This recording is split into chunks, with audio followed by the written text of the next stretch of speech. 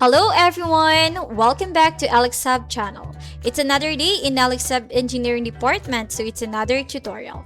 For today's tutorial, I'll be showing you kung paano gumawa ng 3D model using TINKERCAD, a beginner-friendly online tool for 3D design. We will walk through the basics and design a name tag that you can 3D print, so let's get started. First, ano nga ba ang TINKERCAD? TINKERCAD is a free web-based 3D design software by Autodesk. Perfect ito for beginners na gustong magsimula sa 3D modeling without installing any complex software. All you need is a web browser and a free TINKERCAD account. It works by using basic geometric shapes gaya ng cubes, cylinders, and text na pwede nyong i-combine to create more complex designs. Plus, you can export your models for 3D printing.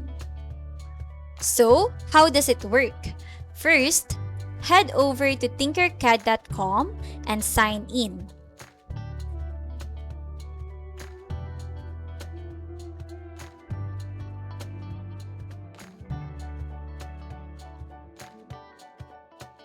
Once nakalagin na kayo, click on Create New Design to open the workspace.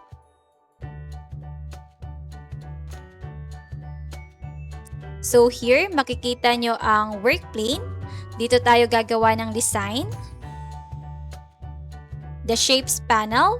This is toolbox for adding objects. The View cube para ma-rotate natin yung object and navigate. Then, we have toolbar for aligning, grouping, and ungrouping objects.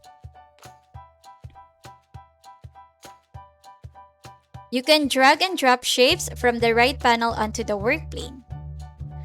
Pwede nyong i-adjust yung size by dragging the corners and gamitin nyo yung rotation arrows to change the angle.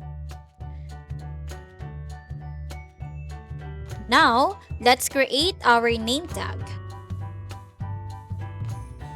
To start, drag a back shape onto the work plane. This will be the base of our name tag. Resize it to about 60 millimeters wide, 26 millimeters tall, and 5 millimeters thick. Around nyo yung corners, iselect nyo yung box, and under radius in the shape properties, increase the value to make the edges smoother. Then, gusto ko may recessed center yung name tag ko, so let's create the recessed middle section. Drag another back shape, make it slightly smaller than the base, about 45 millimeters wide, 20 millimeters tall, and 2 millimeters thick. Then, change it to a hole and align it to the center of the base.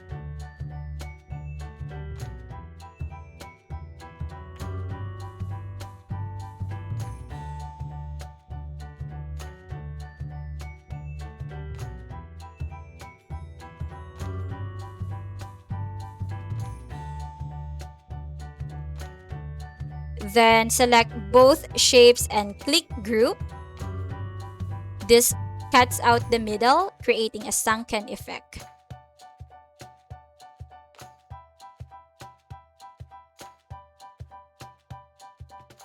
Next, let's add your name.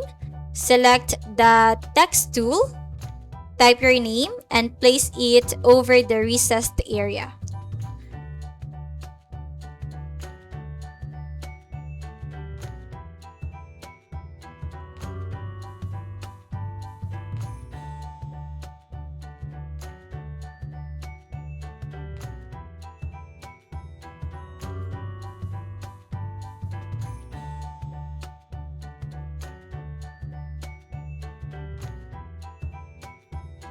Pero kung di nyo gusto yung font, then you can import your text here.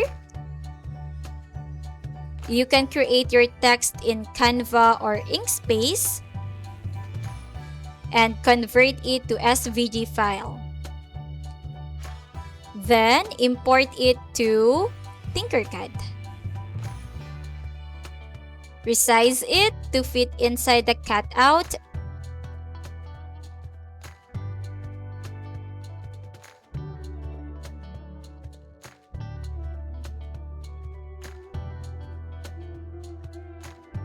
And raise it slightly so it stands out.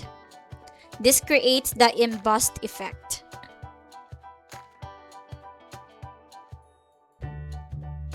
Kung gusto nyo siyang gawing keychain, then drag a cylinder shape, switch it to a hole, and position near the corner.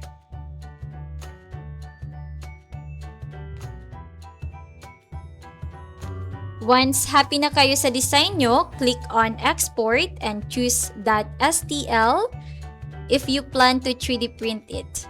And that's it! Nakagawa na tayo ng ating very own personalized name tag. That's a quick intro to 3D modeling with TINKERCAD.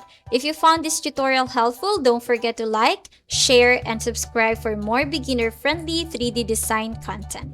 Let me know in the comments what you'd like to model next. Thanks for watching and see you in the next one. Bye-bye!